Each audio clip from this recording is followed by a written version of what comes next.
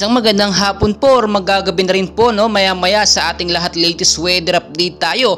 Pero bago tayo magpatuloy, pa-like and subscribe naman po para mamaya po ay may update ko kayo sa lagay ng ating panahon.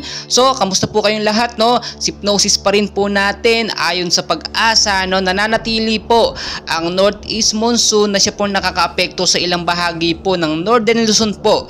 Easterlies naman po ang siyang tumatama naman at nagpapaulan sa ilang bahagi po ng Luzon, Visayas at Mindanao. Paalala ko po mga kaibigan, mga kababayan, wala po tayong binabantayang bagyo ngayon sa loob ng Philippine Area of Responsibility. Pero meron tayo na mata na mga cloud cluster na posible nga po maging active LPA within 24 to 48 hours at yun po yung posibleng maging isang ganap na bagyo kapag lumakas po ang kanyang hangin. So as of now, ang hypnosis po natin sa mga area ng ating bansa, sa area po ng Apayao, Batanes at Cagayan, kasama po ang Babuyan Island. Maula po ang panahon ngayong hapon, mahinang pag-uulan ang asahan natin hapon at posibleng lumakas, magkaroon ng heavy rainfall at rainfall shower pagdating naman po ng hapon. So yung mga nabanggit pong lugar, kung may mga lakad po kayo, yung mga uwi po galing eskwela or trabaho, galing po magdala ng jacket, payong o kaya naman kapote panlaban po sa ulan kung sakali magkaroon ng mga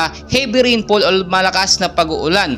Sa area naman po ng Ilocos Region at ilang bahagi po ng Cordillera Administrative Region po at the rest po ng Cagayan Valley, ang kondisyon po ng panahon dyan, medyo maulap po na panahon, mahinang pag-uulan ang pwedeng asahan natin ngayong hapon po at posibleng lumakas siya, i-monitor natin hanggang sa gabi. So binabantayan natin dahil yung easterlies or easterlies po at northeast monsoon na siya po nakakaapekto sa mga lugar po na ating nabanggit. So maghanda po, mag-ingat yung mababang lugar dyan, pati po yung mga landslide prone area. So sa area naman po ng Metro Manila at ilang bahagi ng bansa, ganun pa rin po, same sa mga nabanggit, maulap na panahon na mahinang pag-uulan ang aasahan natin ngayong hapon at posibleng lumakas pagdating nga po ng gabi. Bantayan po yung mga lugar na nabanggit. So sa area ng South Luzon at North Luzon, posible po tayong makaranas ng pag-uulan, dala na po ng easterlies at northeast monsoon. So paalala ko pong mabuti, dahil wala po tayong binabantayan na bagyo sa loob ng Philippine Area of Responsibility,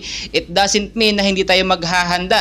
Kung nabalitaan nyo po yung nangyari sa Northern at Southern Samar, easterlies lang po, northeast monsoon at shearline ang nagbigay po ng napakalakas na pag-uulan, pagbabaha, lagpas tao po ang naging baha doon. So yung mababang lugar po sa Metro Manila, mag-ingat pa rin po tayo sa banta po ng pagbabaha, at in case po magkaroon ng patuloy na pag-uulan, yun po yung babantayan natin. So ngayon pa lang, linisin na nga po yung mga kanal, mga estero na siyang maraming mga basurang nakabara, hindi po nakakadaloy na maayos sa mga tubig natin. Kaya yun po yung pinaka nagiging main cause ng pagbabaha. So dapat maging handa po tayo bawat oras, bawat minuto dahil hindi natin predict po ang galaw ng panahon. Kami po, ina-update lamang po namin kayo bilang paghahanda po sa ating lagay ng panahon. At mag-ingat din po yung mga landslide prone area sa matataas na lugar, especially sa bandang Mindanao, sa Misilangan.